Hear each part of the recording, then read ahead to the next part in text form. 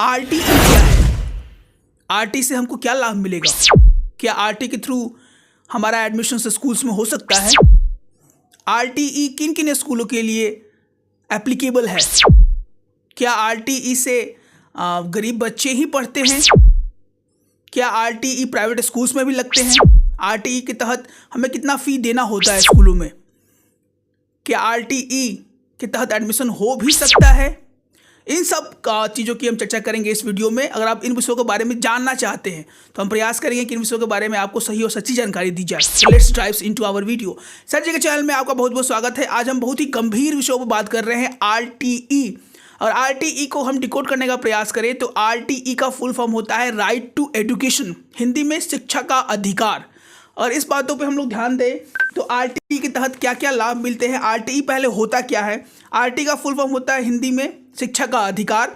RTE यानी शिक्षा के अधिकार अधिनियम 4 अगस्त 2009 को संसद में अधिनियमित किया गया, परंतु इस एक्ट को 1 अप्रैल 2010 को लागू किया गया था। आरटीई एक्ट के मुताबिक देश के सभी बच्चे जो 6 से 14 वर्ष के उन सभी बच्चों को मुफ्त निःशुल्क में पढ़ाने का प्रावधान रखता है। इस एक्ट की मदद से देश में गरीब बच्चे को भी शिक्षा प्राप्त कर सकते हैं। यह एक्ट सभी के लिए लागू होता है, चाहे वो किसी भी जाति धर्म का हो, चाहे वो बालक या बालिका हो या कानून के जन्म, सब एक समान है। इस एक्ट के लागू होने के बाद भारत की गिनती उन 135 देशों में की जाती है जहां पर बच्चों के लिए शिक्षा मुफ्त है। अब आरटीई के तहत क्या क्या सुविधाएं दी जाती हैं, क्या क्या चीज़ें, हम इस पर हम बारी बारी से देखने का प्रयास करेंगे। अगर कोई बच्चा विकलांग है, अगर ऐसे कोई बच्चे हैं जो विकलांग है या दिव्यांग है, तो ऐसे बच्चों के लिए जो आरटीई एक्ट 2009 के तहत उन बच्चों के लिए सीमित आयु वर्ष तो 14 वर्ष से बढ़ाकर 18 वर्ष कर दी जाती है। ऐसे बच्चे जो विकलांग है, जो चल नहीं, उन बच्चों के लिए सीमित आयु को वर्ष 14 से बढ़ाकर 18 वर्ष कर दी गई है। आरटीई शिक्षा का अधिकार अधिनियम के तहत जो बच्चा विद्यालय में पढ़ रहे हैं उन सभी बच्चों की जिम्मेदारी केंद्र सरकार की ओर होगी, यानी उन बच्चों को केंद्र सरकार के द्वारा मुफ्त में पढ़ाया जा रहा है।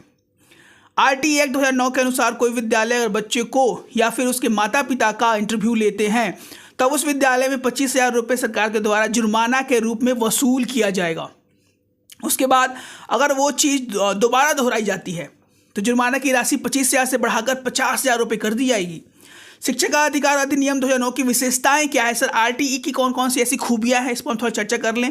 शिक्षा का अधिकार अधिनियम 2009 के अनुसार केवल ये 6 से 14 वर्ष के बच्चों के ही विद्यालय में निःशुल्क शिक्षा प्राप्त कर सकते हैं। जो बच्चे 6 से 14 साल की उम्र के हैं वही बच्चे स्कूल्स में एडमिशन्स लेके अपना जो है वो शिक्षा पद्धति या शिक्षा जो है पूरा कर सकते हैं।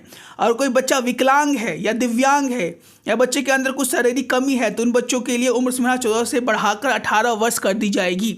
यानी ऐसे बच्चों को जो विकलांग है उनका जो उम्र 14 साल से बढ़ाकर 18 साल कर दिया जाएगा।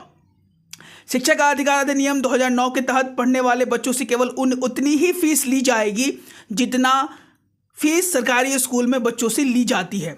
ये सब एप्लीकेशन दे सकते हैं। सामाजिक रूप से प्रतिकूल बच्चे आरटीई का अधिनियम के तहत स्कूल में प्रवेश के लिए आवेदन कर सकते हैं। बच्चा पहला अनाथ हो या बेघर हो या विशेष आवश्यकता वाले बच्चे, kids with special needs, transgender, HIV संक्रमित बच्चे या प्रवासी श्रमिकों के बच्चे, अनुसूचित जाति जनजाति श्रेणी के बच्चे भी आरटीई के तहत आवेदन करने की योग्यता रखते हैं। उसके बाद जो इंपॉर्टेंट चीज़ें निकल के आती हैं कि सर आरटीई के अंतर्गत एडमिशन के लिए अप्लाई कैसे करें। तो आरटीई के अंतर्गत एडमिशन के लिए एप्लीकेशन बहुत ही आसान है। अपने आसपास सरकारी का स्कूल का पता लगाएं। और कोई सरकारी स्कूल आपके आसपास नहीं है तो किसी प्राइवेट स्कूल में पता लगाएं। प्राइवेट स्कूल में 25% सीट जो है वो आरक्षित होती है आरटीई के तहत। कहने का मतलब है अगर 100 सीटें हैं प्राइवेट स्कूल में, फॉर एग्जांपल LKG में, तो 25 सीटें ऐसे बच्चों के लिए आरक्षित की जाती हैं जो आरटीई के तहत आते हैं। तो आप ऐसे स्कूल्स का पता लगाएं जो आपके आसपास में है।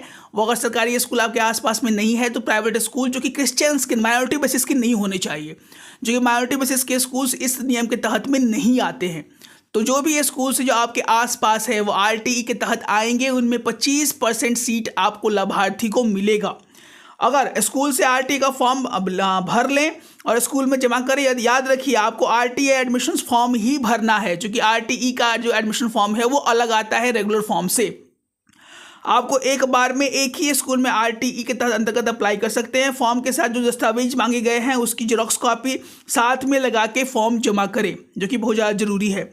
उसके बाद कौन कौन सी डॉक्यूमेंटेशन चाहिए सर आरटीई के तहत लगाने के लिए? माता पिता का प्रमाण पत्र, फॉर एग्जाम्पल ड्राइविंग लाइसेंस हो, मतदाता पहचान पत्र हो, आधार कार्ड हो, राशन कार्ड हो, जन्म प्रमाण पत्र हो या पासपोर्ट हो।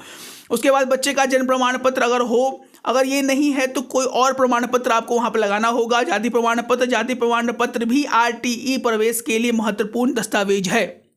अगर आप एससी कास्ट से हैं, एसटी कास्ट से हैं और इस कास्ट से आप बिलोंग करते हो और अगर पास जाति प्रमाण पत्र नहीं है तो आपको वहाँ प्रूफ करने में परेशानियों का सामना करना पड़ सकता है। उसके बाद माता पिता का आय प्रमाण पत्र, चूँकि आय भी एक बहुत बड़ा यहाँ पे क्राइटेरिया फॉलो करता है। अगर आपकी आय 1 लाख या 2 लाख सालाना से कम है तो अब आरटीई के तहत से अपने बच्चों को शिक्षा ग्रहण करवा सकते हैं किसी भी सरकारी या गैर सरकारी स्कूलों में जो आपके अगल बगल के क्षेत्रों में हो। उसके बाद बच्चों का पासपोर्ट साइज फोटो देना होता है। बच्चा अनाथ है तो माता पिता दोनों की मृत्यु प्रमाण पत्र भी होने चाहिए। सपोज अगर बच्चा अनाथ है, किसी अनाथालय में पढ़ते हैं बच्चे, तो उनके माता पिता के मृत्यु प्रमाण पत्र को भी ये स्कूल में जमा करना पड़ेगा। बच्चों को किसी विशेष मेडिकल सुविधा की जरूरत है तो स्वास्थ्य विभाग द्वारा उचित प्रमाण पत्र होना चाहिए और उसे फॉर्म के साथ लगाना पड़ता है। अगर इसमें हम बात करें कि स्कूल में प्रवेश तिथि निकलने जाने के बाद भी अगर किसी बच्चा का प्रवेश देने से इंकार नहीं किया जा सकता है। आरटीई के तहत कुछ सीटें जो है उनके लिए रिजर्व्ड होती हैं, तो उस रिजर्व सीट्स पर आरटीई के बच्चे को ही लिया जाता है। किसी भी बच्चे को किसी भी कक्षा में दाखिले से रोका नहीं जाएगा, ना ये स्कूलों से निष्कासित किया जाएगा। यह एक्ट सुनिश्चित करता है कि कमजोर वर्ग के बच्चे, वंचित समूह के बच्चे के साथ भेदभाव ना किया जाए। यदि कोई बच्चा ऐसा है जो 6 वर्ष की आयु पर किसी विद्यालय में प्रवेश नहीं ले सकता है तो वह बाद में अपनी उम्र के अनुसार कक्षा में प्रवेश ले सकता है। सपोज अगर किसने 6 वर्ष की उम्र में अपने उस विद्यालय में प्रवेश नहीं ग्रहण किया तो आगे वाली उम्र में उसके अनुसार उस कक्षा में प्रवेश लिए जा सकते हैं। इसमें बहुत सी चीज़ें हैं आरटीई के तहत, लेकिन जो मुख्य बिंदु है उसी को हम लोग पढ़ के समझाने का प्रयास कर रहे हैं। तो RTE act provide for the right to education children to free and compulsory education till completion of the elementary education in the neighbourhood school and it is called free to 16 year of age group. 16 साल की उम्र तक ये जो चीज़ें हैं आपको free में मिलती हैं और अब आरटीई के तहत वैसे बहुत से स्कूलों में एप्लीकेशन दे सकते हो। पहले तो एक जो माइनॉरिटी जो इसके बुलेट पॉइंट्स उसको हम एक बार रिवाइज कर ले। जो इतने माइनॉरिटी ग्रुप्स के स्कूल है इसके आरटीई के तहत नहीं आते हैं। पहले अपने आसपास सरकारी स्कूलों की खोज की जाती है। अगर सरकारी स्कूल है तो उसमें आप एप्लीकेशन दे सकते हो, नहीं तो गैर सरकारी स्कूल्स के लिए भी 25% सीट्स आपके लिए रिजर्व्ड है। इसमें जिनकी सालाना आय, जिनकी पैरेंट की सालाना आय 2 लाख या 1 लाख से कम है, वो इसके लिए आप जाके वहाँ पे एप्लीकेशन दे सकते हैं। वहाँ पे एक प्रिस्क्राइब्ड फॉर्मेट मिलता है, उस फॉर्मेट को भर के आप आरटीई के तहत एडमिशन्स वहाँ पे ले सकते हैं। बहुत से स्कूल्स हैं जो आरटीई के तहत एडमिशन लेते हैं और बहुत से स्कूल्स हैं जो अभी निकलेंगे। तो जो भी बच्चे जो आर्थिक कमजोर वर्ग के बच्चे हैं तो इस वीडियो को ज़्यादा शेयर करें, ऐसे उनको बच्चों को भी लाभ मिल सके। जो आरटीई के तहत आते हैं उनको भी एक ऐसा सुनहरा मौका मिल सके, क्योंकि सरकार की ऐसी मंशा है कि ऐसे बच्चों को पढ़ाने को प्रोत्साहित किया जाए। बच्चे पढ़ लिख के एक अच्छे इंसान, एक सार्थक आदमी बने और समाज और अपना कल्याण कर सके, तो इससे बड़ी चीज़ क्या हो सकती है। तो हमारा ये प्रयास था कि आरटीई के तहत ऐसे गरीब वंचित छात्रों को भी पढ़ाने का प्रयास किया जाए, उनको ऐसे बताने का प्रयास किया जाए कि आप भी एक अच्छे स्कूल में पढ़ सकते हैं, आप भी उस ऐसे स्कूलों के लिए एप्लीकेबल हैं। तो आप जाकर ऐसे उस कैटेगरी में आते हैं, उस सब क्राइटेरिया को अगर फॉलो करते हैं तो स्कूल्स में जाके आप उनकी चीज़ों पर चर्चा कर सकते हैं, उनसे बात कर सकते हैं और उसके बाद जैसी भी आगे की जो प्रोसीजर्स है उसको फॉलो करके अच्छे स्कूल में आप भी पढ़ने का अपना ड्रीम पूरा कर सकते हैं। बिकॉज पढ़ेगा इंडिया तभी तो बढ़ेगा इंडिया। एक अच्छा बच्चा ही अच्छे नागरिक, एक शिक्षित बच्चा ही एक अच्छे नागरिक के रूप में अपने देश का विकास कर सकता है। तो हमारा ये प्यारा सा वीडियो आपको कैसा लगा प्लीज़ अपने कमेंट्स में जरूर दें हमें। और अगर हमारे चैनल को आपने सब्सक्राइब नहीं किया है, what are you waiting for, please subscribe our channel for the mission admission 2020-2024। और अभी हम 11th-12th का भी निकालने वाले हैं। Even you are targeting the colleges also in the Bihar, इतने भी इंपॉर्टेंट कॉलेजेस है, इसको भी हम कवर करने का प्रयास करेंगे अपने वीडियो के माध्यम से। और अगर अभी तक हमारे कोर्सेज में आपने इनरोलमेंट नहीं लिया है to crack the mission admissions 2023-2024, what are you waiting for, you can call to our number that is 9472163206 to be the Patna stop school. और इस वीडियो को देखना नहीं भूलिएगा, that is very informative video to be in the Patna stop school if you want to got enrolment in this school, that is very very informative. तो मिलते हैं अपने एक और अच्छे वीडियो के साथ, तब तक स्वस्थ रहें, मस्त रहें। जी, जय हिंद, जय भारत।